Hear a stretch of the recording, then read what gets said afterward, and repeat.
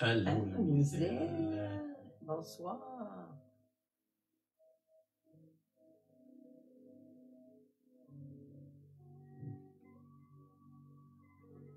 OK. Oui, bonsoir. Bonsoir. Bonjour, Bonjour, beaucoup qui écoutent bonsoir. en Ouais. rediffusion, ceux qui ont commencé. Une affaire une note que j'avais dans ma Bible, là, sur un petit bout. Bon, on entend beaucoup dire là, que c'est la fin des temps, puis c'est la fin des temps, puis il y a toutes sortes de signes là, de guerre, puis des choses comme ça. Puis je vous encourage peut-être à attendre un signe là, en particulier. Ça dit, c'est dans Acte 2. Ça dit, dans les derniers jours, je répandrai mon esprit sur toute chair. Ça c'est Dieu qui parle. Dans les derniers jours, je répandrai mon esprit sur toute chair. Ben, je pense que c'est le signe qu'on devrait rechercher concernant les derniers jours.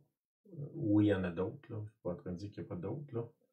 Mais celui-là, il n'a pas aucun qui est aussi clair que ça. Dans les derniers jours, je répandrai mon esprit sur toute chair. Il dit ça dans les Actes. Puis là, eux, ben, étaient convaincus qu'ils étaient dans les derniers jours. Puis finalement, ça fait quand même 2000 ans de ça, là. Mais c'est un des signes de la fin, les derniers jours, on pourrait dire, c'est que Dieu va répandre son esprit sur toute chair. Qu'est-ce que ça veut dire, toute chair? Je pense que ça veut dire toute chair. Je ne veux pas aller plus loin là-dessus. C'est juste une note que j'avais, là. En fin de semaine, on a été bénis. On a été invités à aller bénir des gens de moto. Hein, des gens des groupes de gens qui se promènent en moto, là. On va dire, je ne sais pas si je peux utiliser le mot motard, qui est souvent négatif, là.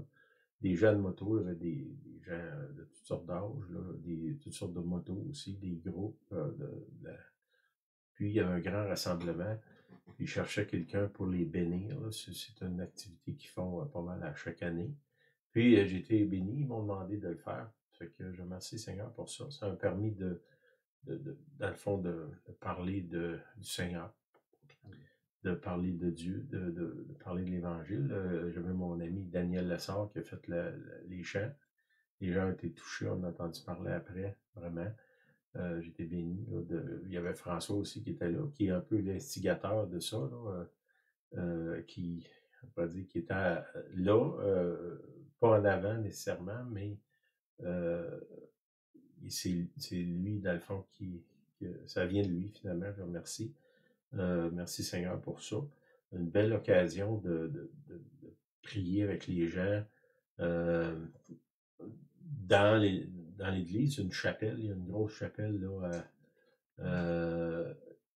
à Saint-Victor, là, qui n'est pas dans l'église catholique, mais un ancien séminaire, là, une grande chapelle qui peut recevoir 300 personnes quand même. On était là, il y avait pas mal de monde. Puis après ça, on est sorti à l'extérieur, puis les gens nous appelaient, venez nous bénir, venez nous bénir. On a été capable de prier, puis le Seigneur m'a donné des paroles, pas plusieurs, des paroles, des mots, pour les encourager. Fait que merci Seigneur pour ça.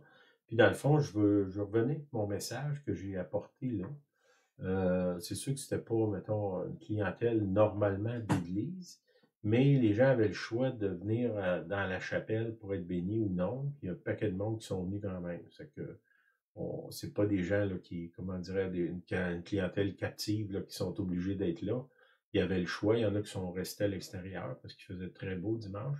Puis plusieurs, je ne vais pas compter, là, mais il y avait peut-être 100 ou 200, je ne sais pas, en dedans, là, une centaine au moins, qui étaient à l'intérieur, qui sont venus de leur propre volonté, là, puis qui ont reçu la bénédiction. J'ai amené ça un peu d'une façon qu'ils ne sont pas habitués de voir, là, comme souvent je fais, là, des choses un peu hors du commun. OK, j'avais une couple d'annonces. Le 6 juillet, on a la réunion de silence. Mhm. Le 27 juillet, on fait un pique-nique chez nous. On a un barbecue, vous amenez vos choses, vous amenez vos chaises aussi. amenez-vous un petit manteau. S'il fait beau, le soir, on va faire un feu de camp. Après ça, la semaine prochaine, c'est la Saint-Jean-Baptiste. On n'aura pas de réunion. Ça fait que profitez de votre journée, votre semaine. Puis, ça va être ça autre chose. Le 1er juillet, la fête du Canada. Ah oui, la fête du Canada aussi. Donc 2 semaines. 2 semaines. Mais ça ne vous empêche pas de vous approcher du Seigneur, de lire votre Bible, de prier, d'aller vers quelqu'un. La semaine passée, j'avais une image derrière moi. Il y avait un gars qui était seul. Là, il s'est trouvé un ami. Si je me tasse un peu, vous allez voir qu'il y a une caméra. C'est des gars qui sont en train de filmer. Ça ressemble d'être en Espagne ou en Amérique du Sud, quelque chose. Ils ont un projet commun. Ils font quelque chose ensemble. Puis on voit un qui pointe de quoi. Et ils sont en train dans le fond, de bâtir un rêve. Hein? Regarde là-bas, il y a sûrement quelque chose d'intéressant. Oui. Bon, ça fait que mon monsieur seul, la semaine passée, il s'est trouvé un ami. Je veux un peu aller dans cette même lignée-là. Les deux choses, là, aujourd'hui, mon message, par rapport à bénir et communier. Là. Puis, c'est ce qu'on a fait en fin de semaine. Dans le fond, j'avais deux termes, là, bénir puis communier. J'ai fait faire des petites cartes. Là, vous ne verrez peut-être pas, là, mais un côté, il y a une prière. L'autre côté, il y a une autre prière. François a fait le design de ça. Moi, j'avais donné les prières. D'un côté, ça dit, c'est la prière d'Aaron, là, qui est dans Nombre 6, 24 et à 26. Ça dit que l'Éternel te bénisse, qu'il te garde, que l'Éternel fasse luire sa face sur toi et qu'il t'accorde sa grâce, que l'Éternel tourne sa face vers toi et qu'il te donne la paix. Ça, c'est la prière de Aaron, on va dire la bénédiction d'Aaron dans l'Ancien Testament. Là, j'ai dit, c'est Nombre 6, 24 à 26. Puis sur l'autre côté, c'est une autre prière de bénédiction. C'est dans 3 Jean, l'épître de Jean, la 3e épître de Jean, verset 2. Il n'y a pas de chapitre, il y a juste un chapitre là. Bien-aimé, je souhaite que tu prospères à tout égard et que tu sois en bonne santé, comme prospère l'état de ton âme. Dans le fond, ce que j'ai fait, j'avais à cœur, j'ai fait faire ces cartes-là, j'en ai donné à tout le monde qui était là en fin de semaine. Puis, dans le fond, ils venaient pour se faire bénir. Finalement, ils se sont bénis les uns les autres. Là. J'avais donné un peu la directive, la prière est déjà faite, il y avait juste à la lire finalement. Puis, de prier les uns pour les autres.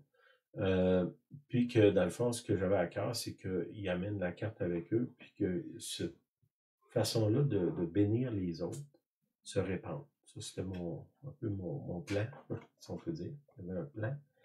Oui. OK, bénir. Je vais parler de bénir, là. C'est demander à Dieu de faire du bien à quelqu'un. Hein? De souhaiter du bien à quelqu'un aussi. Bénir, c'est bien dire. Hein? Bien dire. Le mot bénir, c'est ça que ça veut dire du bien, là. Contrairement à dire du mal ou à maudire. Là. Hein? Maudire, bénir, c'est dire du bien. On sait que c'est une ancienne tradition. Dans Genèse 25, on voit que Jacob et son frère Ésaü, dans le fond, c'est des jumeaux, puis ils sont même tiraillés en sortant de leur mère. Là. Un qui est sorti, il a voulu sortir, puis l'autre est sorti avant lui finalement. Là. Ça fait que dès le début, ils se sont battus pour la bénédiction. Pourquoi ils se sont battus? Parce qu'au moins un d'eux, en tout cas Jacob, il savait l'importance de ça. À quel point c'était important de bénir. Pour lui, c'était pour changer son avenir, puis changer toutes les générations après lui, là, jusqu'à aujourd'hui. Les fils d'Israël, parce que Jacob, il devient Israël, Dieu change son nom après, là. Puis c'est les enfants d'Israël, les Juifs aujourd'hui qui sont en Israël, c'est ses enfants. Mais dans le fond, c'était pas lui qui était destiné à avoir la bénédiction, c'était son frère qui est né avant lui, là, les jumeaux, son frère Ésaü. Puis Ésaü, ben lui, trouvait pas ça vraiment important, la bénédiction. Il a échangé finalement pour un plat de lentilles, là, un plat de soupe, on va dire. Là. Il a dit, ah, j'ai faim, donne-moi ton plat de soupe. Puis l'autre, il dit, ben, je vais te l'échanger contre la bénédiction, le droit d'aînesse, là, le droit d'héritage, je vais te l'échanger, la bénédiction de notre Père. Puis l'autre, oui, oui, c'est bon, vas-y. Tu sais, c'est que euh, il y a quelque chose dans ça qu'on voit à quel point c'est important pour lui. On voit au travers, dans la tradition, dans le fond, les enfants la cherchent, la bénédiction. Au Québec, il y a eu une tradition pendant des années, les enfants demandaient à leur père de les bénir. Le 1er janvier. Ouais, au début de l'année, là, c'est une tradition qui, bon, je pense qu'il est pas mal oubliée, là, mais c'était vraiment quelque chose d'important. Les parents la cherchent. Quand on a des enfants, souvent, les gens, ils font, soit nous, on est des évangéliques, on fait présenter nos enfants, d'autres les baptisent, on va dire. Mais qu'est-ce qu'on recherche dans ça? On cherche quelqu'un qui va bénir notre enfant ou qui va nous bénir comme parents. Là. On cherche aussi la bénédiction de nos amis. Hein? On ne veut pas des amis qui disent du mal de nous autres, qui nous maudissent. Là. On veut qu'ils disent du bien. Les voyageurs, beaucoup de gens qui voyagent, quand ils partent, ils demandent la bénédiction. Quand ils reviennent, ben, ils bénissent. Ils sont bénis parce qu'ils sont revenus. Les gens qui ont fait de l'exploration un peu partout dans le monde, à des époques où il n'y avait pas d'équipement comme aujourd'hui, ben, ces gens-là, ils cherchaient à être bénis avant de partir. Hein, des gens, les marins, qui partaient des fois pendant des mois. La femme, normalement, c'est les hommes qui partaient. Là. La femme n'avait aucune idée si son mari était mort ou vivant. Elle ne savait pas. C'est ce que il y a vraiment quelque chose qui se passe là, là. Après ça, les athlètes, on voit des athlètes olympiques, souvent ils vont bénir Dieu parce qu'ils ont gagné. Ceux qui vont en guerre, ceux qui reviennent, ils cherchent la bénédiction. C'est quelque chose d'important. Autant de la donner que de la recevoir.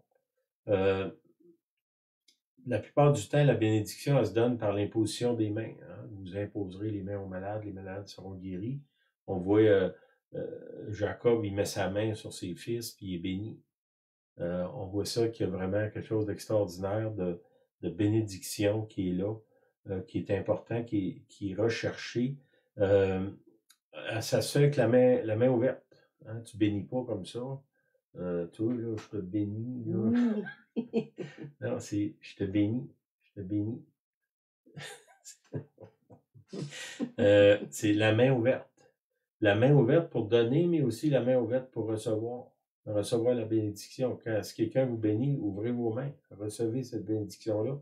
Comme si, ben pas comme si, mais symboliquement, ça a une substance. De bénir quelqu'un, ça a une substance. C'est comme si je donnais, ça a un poids, on va dire, un poids spirituel, mais ça a un poids quand même. C'est que recevez-le comme si je vous donnais quelque chose de lourd. C'est lourd, la bénédiction, ça pèse. Pèse dans le sens positif, comme j'ai envie de dire un lingot d'or. Quelqu'un qui te met un lingot d'or dans les mains, tu ne le prends pas juste du bout des doigts. Les bras vont tomber. La bénédiction, c'est plus que l'or et l'argent, ça dit dans la Bible. Et c'est quelque chose qu'on donne avec les mains ouvertes. Des fois, c'est les mains tendues, on étend notre main vers quelqu'un. Des fois, on prie pour quelqu'un en groupe, on dit étendez votre main vers cette personne-là, on va la bénir, on va prier pour elle. Ça, c'est quelque chose qu'on fait aussi. Il y a une transmission, il y a un dépôt sur celui qui reçoit. Hein, des fois, on voit quelqu'un qui a quelque chose sur lui, je ne sais pas, moi, il y a quelqu'un qui a, je sais pas, moi, je vois quelqu'un qui est très patient, puis que moi, je ne suis pas trop patient, ben, je peux lui demander, prie donc pour moi, pour que ce que tu as, ça vienne sur moi. Pas dans le sens de dire, ben, que ça va venir sans effort, puis comme... salut Yvon, salut Pierre, salut François, salut Pierre, l'autre Pierre. Suzanne aussi. Mais il y a quelque chose là, qui est là, qui se transmet, puis qui doit être reçu, puis qu'on comprenne l'importance de ça. Puis je reviens un peu avec mon image la semaine passée, le monsieur était seul. Là. Ben, une des façons d'avoir des amis, c'est de bénir les gens. Je peux bénir avec ma bouche, je peux bénir avec mon portefeuille. Je peux bénir avec mes talents, ma capacité, les biens que j'ai, là, mes ressources, autant les ressources spirituelles, émotionnelles, physiques, de bénir les autres. C'est que, oui, bénir avec ma bouche, là, mais il y a des fois qu'il faut que ça dépasse la bouche. Là. La main qui bénit, elle doit être une main d'action aussi. Puis ça, il y a quelque chose dans ça. Quand on active, c'est comme si on ouvrait un barrage. Puis là, à un moment donné, pouf, ça sort. On active quelque chose, c'est un flot. Puis, dans le fond, il y a trop de gens là, qui retiennent ce flot-là. C'est un flot qui est sans faire parce que je pense que c'est dans Ézéchiel qui parle de la rivière qui sort du temple de Dieu. Il y a une rivière qui est là. Ça sort du temple de Dieu. Là. C'est pas avec de tarir. Là. L'affaire c'est est-ce que moi, je vais laisser couler ce flot-là vers les autres? Là, en fin de semaine, on était avec des gens qui ne sont pas nécessairement des gens d'église, mais qui ils font partie de ceux que Dieu a tant aimés. Dieu a tant aimé le monde. Ça inclut tout le monde qui sont dans le monde. Donc, Dieu les a aimés, puis il veut les bénir. Puis, si ça peut passer par nous, ben tant mieux. Autant, là, c'est une bénédiction de mots, on va dire, qu'on a faite. À un autre moment donné, ça peut être une bénédiction en action. Bon, il y a toutes sortes d'actions qu'on peut faire. Là. Si vous demandez à Dieu, il va vous montrer qu'est-ce que vous pouvez faire selon vos talents, vos capacités, vos ressources. Mais définitivement, le flot, on doit l'ouvrir pour aller vers les autres. C'est une façon de sortir de la solitude, c'est de bénir les autres, d'aller vers l'autre. Hein. Si moi je me dis, moi je suis seul, personne ne veut me voir, personne ne vient me voir, personne ne m'appelle, personne ne m'invite, OK, toi, est-ce que tu invites? Est-ce que tu vas voir les autres? Est-ce que tu appelles les autres? Pas appeler pour se plaindre, là, mais appeler pour, comment je dirais, apporter la vie, hein, la bénédiction, d'aller vers l'autre, de se lever, là, finalement, de me lever de mon banc, ma chaise de solitude, puis d'aller vers quelqu'un. Puis peut-être que je reviens avec mes deux messieurs derrière moi, là, on sont en train de faire un projet. Il y a peut-être un qui a une idée extraordinaire, puis l'autre l'accompagne, il l'aide. Peut-être que pour une saison, mon rôle, c'est d'accompagner quelqu'un, de le supporter, de l'aider, de l'encourager, puis être comme, moi j'utilise un mot, j'appelle ça un bon deuxième. Moi, c'est une bonne façon de le dire, là, mais comprenez, d'être là, je suis avec quelqu'un, puis je l'accompagne. Je me souviens, un frère m'avait dit, je vais aller avec toi, je vais transporter ta valise. T'sais, le frère, il avait beaucoup plus d'expérience que moi. J'étais gêné là, de son offre. Mais dans le fond, il voulait être là. Il voulait m'accompagner. Puis, son offre, c'était, viens, je vais emmener ta valise, dans le sens, je vais te supporter, je vais t'aider dans ce que toi tu fais. Je n'essayerai pas de te monter sa tête, de prendre ta place, de te tasser d'un coin ou comment je dirais, de siphonner ton énergie et tes ressources, là. Je vais t'accompagner. Puis ça, il y a quelque chose dans ça, quand on parle de bénir, ça n'est une façon de bénir. Jésus nous dit aussi que par les mains, par l'imposition des mains, on peut être guéri. Quand il dit « vous imposerez les mains aux malades, les malades seront guéris », il ne parle pas de prière. Il fait juste dire « si tu mets ta main sur un malade, il va être guéri ». Il ne dit pas qu'on ne doit pas prier, mais quand il dit « ils imposeront les mains aux malades, les malades seront guéris », il n'y a même pas aucune mention de prière, là. Puis on voit l'ombre des apôtres qui guérissent, des linges qui touchent à Paul qui guérissent des gens, c'est qu'il n'y a pas nécessairement de la prière, là, c'est mon ombre, elle ne prie pas quand même, là. Ni le linge qui me touche. OK, ça c'est une façon de faire. Par la main, on s'associe, on se réjouit du bonheur de l'autre. Quand on prend, je ne sais pas, on prend quelqu'un dans nos bras, quand on donne la main, on le félicite. Quand on prie pour quelqu'un, on tient sa main. Quand quelqu'un est malade, on va à l'hôpital, on tient sa main.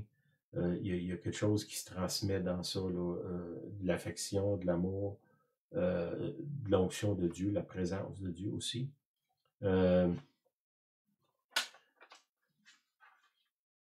OK. Comme je vous dis, là, j'ai des cartes, là, je veux pas. Tantôt, je riais, je me disais, comme certains annoncent, là, si vous me donnez 1000 $, on va vous en donner une. Si vous me donnez 2000 $, on va vous en donner 3. Voilà. Il y en a qui a des annonces un peu. Je trouvais ça drôle. Ça n'a pas rapport, là. C'est juste une farce. Mais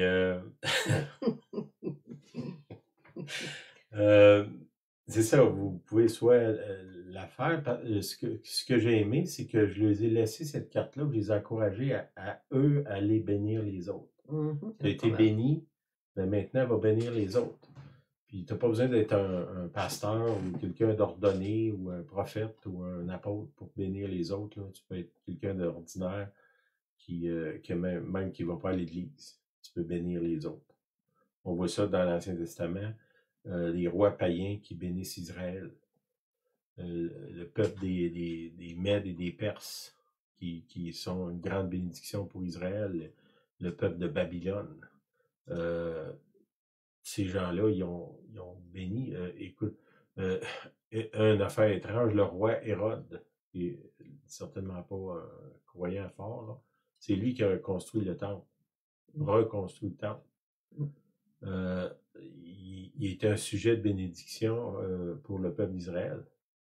C'est quand même le roi Hérode, là. C'est pas peut-être dans ma top liste de monde de croyants, là. Mais il est utilisé, puis il a décidé quand même de bénir. C'est que ce que j'aime de ces petites cartes-là, c'est que les gens peuvent la garder, puis eux, quand ils vont vers quelqu'un, des fois on fait juste les instruire un peu, tu prends ça, tu proclames ça sur quelqu'un, ça va changer sa vie. Fait que faites-le pour vous, faites-le pour d'autres aussi. C'est ça. Je vous ai donné au début là, ceux que moi j'ai pris. J'aime beaucoup celle d'Argent, là, Bien-aimé. Bien-aimé. T'aimes ça, entendre ça? Bien-aimé. Bien-aimé. Ah, je te parle, là. Bien-aimé. T'es bien-aimé de moi, mais t'es aussi bien-aimé du Seigneur. T'es un bien-aimé. Hein? Ça fait du bien d'entendre ça. Je suis bien-aimé. Ça commence bien, je trouve.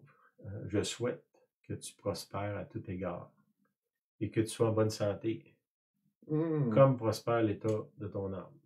Bon, souvent, on a utilisé la dernière phrase comme toutes sortes de conditions pour lesquelles Dieu va te bénir ou il ne te bénira pas, là.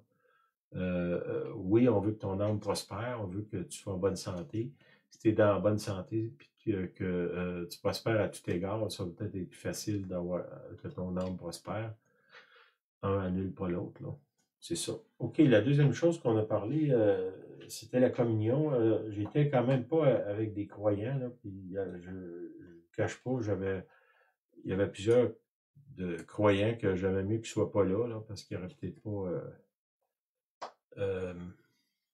compris ce que je suis en train de faire. Dans le fond, la communion que j'ai prise, c'est la communion de Paul dans les Actes 27.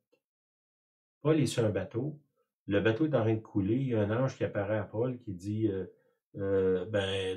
toi, tu peux pas mourir là, parce que ta mission n'est pas finie. Il faut que tu ailles à Rome parler.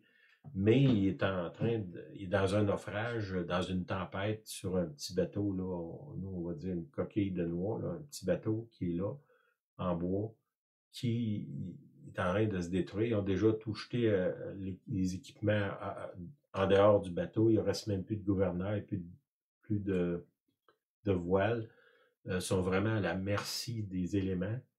Puis là, l'ange apparaît à Paul et il dit, ben toi, tu peux pas mourir parce que tu as d'autres choses à faire. Puis là, il dit, en passant, je te donne l'équipage. Et il se fait donner l'équipage. Mais sauf que cet équipage-là sont en route vers Rome pour faire emprisonner Paul, puis le faire juger, puis probablement, le but, c'est de le condamner à mort, là. Sauf que, puis là, il se fait donner l'équipage. Hein? On pourrait dire que tu peux faire un calcul dans ta tête, puis dire, ben si ces gens-là coulent avec le navire, moi, je peux m'en tirer, puis je vais continuer à faire mes affaires, à prêcher, sans risque de finir martyr à Rome. Mais qu'est-ce que Paul fait dans Acte 27? Il se tourne le voir, puis il prend la communion avec eux, ils rompt le pain, puis ils les encourage. Puis finalement, puis là, il leur dit, ben, il n'y a personne de vous autres qui va se perdre, il y a juste le navire. Pourquoi? Parce que ces gens-là lui ont été donnés, puis là, il fait ce qu'il veut avec. Puis lui, dans son grand cœur d'homme qui aime bénir les autres, il décide qu'ils ne mourront pas. Hein? Puis c'est ça, là. Quand il dit « je te donne l'équipage », ceux qui voyagent avec toi, il a le pouvoir de les laisser mourir ou non. Puis là, lui, il décide de les laisser vivre. Puis il prend la communion avec eux. Puis je pense que Paul, dans le fond, il a vu d'avance que ces gens-là étaient pour être sauvés parce que ça dit qu'ils ont fait naufrage sur une île. C'est quoi l'île? Non, c'est...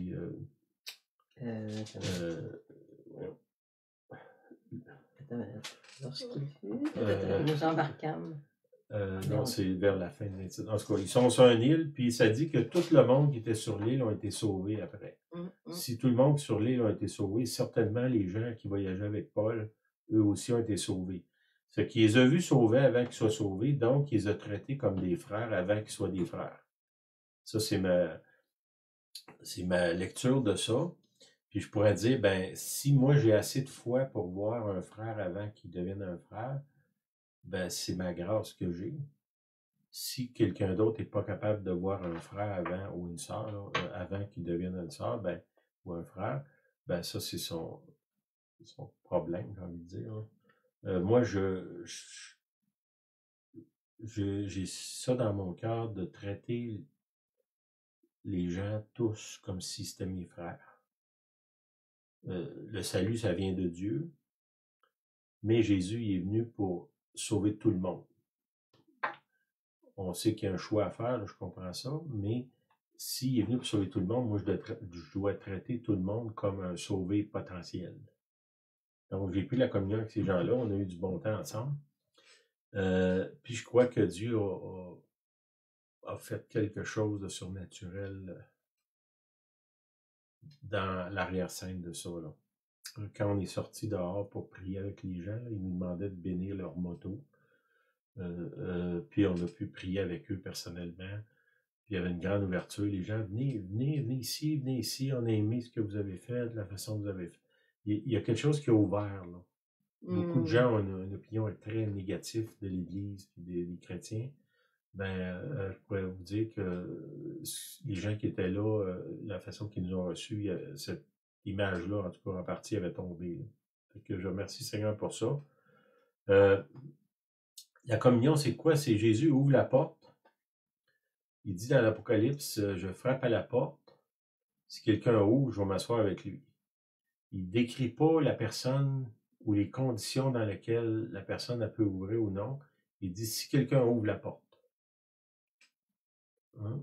N'importe qui ouvre la porte, qu'il soit en lambeau, qu'il soit dans quel que soit son état, s'il ouvre la porte, Jésus dit je vais entrer. Je vais communier avec lui. Fait que j'aime cette façon-là de faire de Jésus qui est là, qui cogne, puis qui veut communier avec les autres. En anglais, ils vont dire communion, c'est common union, hein, une union, une communauté qui s'unit. On se reçoit, on s'associe, on s'engage. Puis ça, c'est vrai dans l'Église, là, mais c'est vrai dans l'amitié, c'est vrai dans l'amour. Un des plaintes que j'entends de plus en plus chez les femmes en particulier, c'est qu'ils ne sont pas capables de trouver d'hommes qui sont prêts à s'engager. Puis ça, c'est un défi pour vous, messieurs, là, quel que soit votre âge. Même si vous êtes déjà mariés, ça ne veut absolument pas dire que vous êtes engagé. Là. Puis si vous ne l'êtes pas, ben est-ce que vous êtes un candidat que on va dire, Julien a dit souvent, Jésus il disait, j'ai pas de place à reposer ma tête. Hein? Bon, est-ce que mettons, si je serais une femme, est-ce que j'ai une place pour reposer ma tête? Ça, il y a un sérieux défi là, de vous, messieurs, de changer ce fléau-là qui est là actuellement dans le monde. Bon, je ne dis pas que les femmes n'ont rien changé, là. Mais là, je lance un défi aux hommes, puis si tu as un défi, tu le lanceras toi aussi. Merci, merci. À la fin, tu as le temps de réfléchir. Un défi vers les femmes, je parle. OK. Il nous appelle à devenir un. Vous serez un comme le Père Céleste, nous sommes un. OK? Quand on bénit l'autre, on va vers l'autre, comme un peu mes deux messieurs là, qui travaillent ensemble. On va vers l'autre, on le bénit. Oui, je suis béni, mais dans le sens, je veux pas toujours que ce soit aller à quelque part où que moi je suis béni. Tu sais, si je mature dans la foi, là, à un moment donné, il faut que ce soit moi qui bénisse. Puis je reviens à mon affaire d'homme, moi j'appelle ça l'homme-enfant. Tu sais, je comprends si tu as 2 ans là, que ta maman a change ta couche, là. Et si tu as 30 ans, puis là c'est ta femme qui fait ça, ben là, il y a un problème. Là. Puis je parle de la couche, là, vous comprenez là, que c'est une image. Ben, c'est ça. Il y a quelque chose là, qu'il faut sortir de l'enfance, puis devenir des hommes, des femmes aussi, là, qui sont sortis pour bénir les autres. Et quand il dit qu'il y a plus de bonheur à donner qu'à recevoir, c'est quand même Jésus qui dit ça, là. C'est pas moi, là. Tu sais, les humains, nous autres, on pense que c'est bien plus fun de recevoir que de donner. Ben, si tu vis dans le royaume de Dieu, c'est l'inverse. Tu veux être béni dans le royaume, ben, il faut que tu donnes. Donne. Je ne parle pas juste d'argent, là, de donner ton temps, ton énergie, ton écoute, tout ce que tu as, là. Finalement, donne-toi toi-même avec ce que tu as, là. Là, je sors de mon sujet, mais je pense que je sors pas du sujet du Seigneur. Il leur donne une mission, c'est d'aimer sans condition. Là, on parle de bénir, c'est ça aussi, la main ouverte. Pas la main qui prend, mais la main qui donne. Aimer sans condition. On sait bien là, que humainement, on n'arrivera pas là. C'est pour ça qu'il a dit, je vais vous envoyer un aide. Le Saint-Esprit qui va venir vers vous, qui va vous aider. Je vais vous envoyer un aide. Vous avez besoin d'aide pour aider, pour bénir, pour communier, pour vous donner, ben, demandez au Saint-Esprit. Donne-moi ta grâce, Seigneur. Là, c'est quand Jésus souffle sur eux, il souffle sur eux, puis il dit recevez le Saint-Esprit. Pourquoi ils en ont besoin? Pourquoi eux en ont besoin? Nous aussi, on a besoin. Puis là, il continue en disant qu'on forme un corps pour reconnaître le corps. Dans l'histoire de Acte 27, Paul, il voit le corps avant qu'il soit un corps. Comme Christ. Ouais. Il discerne le corps, tu sais, il dit, quand il prend, dans Corinthiens, quand il dit, si tu prends la communion, puis tu discernes pas le corps, tu prends un jugement contre toi-même, ben, il dit pas si tu as un péché dans ta vie, il dit, si tu discernes pas le corps, est-ce qu'on est capable de voir le corps de Christ, de s'ouvrir les yeux quand on prend la communion, de regarder autour, et dire, wow, ça c'est le corps de Christ.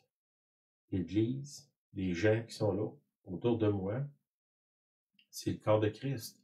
Puis si j'ai vraiment un discernement spirituel, est-ce que moi, je peux voir le corps de Christ avant même ou les parties du corps qui ne sont pas encore les parties du corps?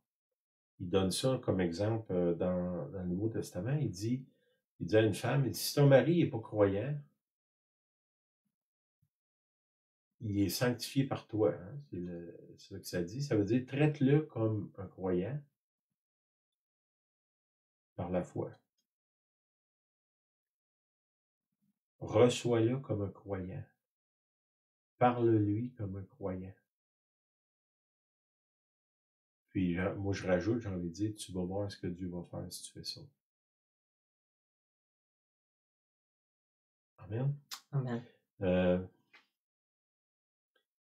L'importance de reconnaître le corps, de former un corps, puis de regarder autour de nous, de voir s'il y a quelqu'un qui a besoin,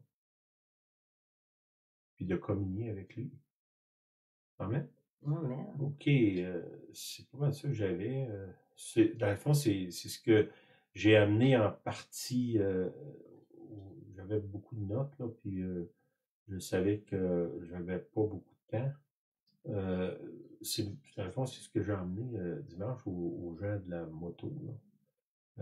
En partie ce message-là. Puis Julien a dit, ah, tu devrais emmener ça aujourd'hui. Fait que j'ai obéi à Julienne. OK, c'est un homme obéissant. OK, t'avais-tu quelque chose, un défi pour les femmes ou un défi pour moi? Je veux juste ajouter, bon, évidemment, j'ai assisté à l'événement que Sylvain vient de parler, qui s'est tenu hier sur la bénédiction des motos. Moi, j'ai vu là-dedans, c'est une expérience, depuis plusieurs années, on dit que le Saint-Esprit, c'est un mouvement. Hein. Jésus dit à Nicodème, le Saint-Esprit, c'est comme, tu sais pas d'où il vient ni où il va, un peu comme le mouvement du vent. Alors, si moi, j'analysais la situation d'hier, bon, par l'entremise de François, notre ami, le propriétaire de gros édifice, l'organisation, celui qui fait la musique, il y a tout un ensemble d'événements qui préparent le super événement d'hier. Et cet esprit était déjà à l'œuvre là-dedans. Ce que j'ai ressenti, la musique commence, les gens arrivent, on est très accueillants, première des choses. Les gens sont contents. Ils s'attendent à une messe traditionnelle. Les commentaires ont dit « Oh, on est surpris, mais quelque chose de beau. » Alors, le Saint-Esprit était là. Moi, je l'ai ressenti. Les gens l'ont ressenti. On a eu des très bons commentaires. « Oh, la chair de poule, c'était tellement beau. » Bon, ça, c'est le mouvement d'esprit qui est commencé. Mais il se continue alors qu'on est à l'extérieur. On bénit les gens. Ils sont extrêmement heureux de nous rencontrer personnellement. On prend le temps de se discuter, d'échanger des noms, pas des adresses, les noms, des besoins sur le transport, évidemment, la moto et autres. Le mouvement se continue. Les gens, le cœur est touché parce que c'est vraiment du cœur à cœur. Quand on est dans l'esprit, c'est cœur à cœur. Donc, que ce soit une petite prière ou une plus longue, une imposition des mains qui est longue ou non, le cœur est touché. Et ça, c'était évident. Ça se ressentait là à l'extérieur. 10 motos, 50, 75, je ne sais pas, mais à chaque personne qui recevait, il y avait un mouvement d'esprit. Et le fait d'avoir une petite carte que Sylvain a encouragé chacun à avoir, ce mouvement-là qui est commencé, ben le mouvement, il se continue. Encouragez à aller, vous connaissez des gens de alentour, à l'hôpital, des amis que vous visitez. On vous encourage à prendre la prière et à proclamer la prière. Donc, le mouvement d'esprit est commencé, il se continue. Il se continue de quelle façon? J'en ai aucune idée. C'est comme le vent. On sait d'où il vient, on ne sait pas trop où il va. Mais le mouvement de Dieu était commencé. J'étais vraiment extrêmement bénie de ressentir ce mouvement-là. C'est mon constat. Si je reprends le verset que Sylvain a dit, Acte 27, c'est 35. Paul est évidemment dans une tornade, une tempête épouvantable. Acte 27 au verset 35, et évidemment, il va prendre le pain. Je prends le temps de le lire. Ayant ainsi parlé, ça c'est Paul prit le pain, après avoir rendu grâce à Dieu, devant tous, il le rompit et il se mit à manger avec tout l'équipage. Mais le verset ensuite, tous, reprenant courage, mangèrent aussi. Et si la communion, puissance dans la communion, c'était le courage qui suivait. Là, je fais le lien avec l'événement d'hier, on prie sur des gens qui ont des besoins de maladie, des besoins de réconciliation, de pardon, sans dire les mots tels quels. Les gens, dans leur cœur, reprenaient courage. Donc, c'est le verset qui suit, c'est le verset 36. Tous reprenant courage. J'associe le courage au fait qu'on a communié. On a communié avec des gens qu'on a tout à fait compris que ce sont des frères et sœurs, enfants de Dieu, déjà aimés de Dieu. Alors, ils ont repris courage, voyez-vous. Alors, je vous encourage à bénir. Les vacances sont là, il y a des belles rencontres familiales ou autres. Étendez la main, puis bénissez, bénissez, bénissez ceux qui vont rencontrer. Amen. Ouais, c'est une belle activité à faire cet été. Hein? Mhm. Bénir et communier. Bénir avec les gens, communier. Là, on parle du pain, prendre le pain, la communion. Mais on peut avoir un repas, faire un pique-nique avec quelqu'un, Barbecue. de vraiment prendre ce temps-là de communion. Peut-être relire l'acte 27 là, dans 35-36. même un petit peu avant, quand Paul il leur dit, ben, le Dieu à qui je sers, il m'a dit que ça va aller bien.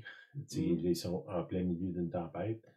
Les gens ont dit, c'est facile pour toi de dire ça. On voit pas où est-ce qu'on s'en va là. Mais lui, il avait l'assurance. Puis cette assurance-là, elle s'est transmise sur eux. Puis là, c'est là qu'ils ont repris le courage. Votre assurance, ça peut aider les autres à reprendre courage, mais il faut aller vers l'autre. Je reviens encore avec mon image. La semaine passée, c'était un homme seul sur un banc. Cette semaine, il est avec quelqu'un. Ils sont en train de faire un projet ensemble. Il y a quelque chose qui se passe. Puis c'est ce qu'on veut faire. Ça peut être 1, 10. Commençons avec 1.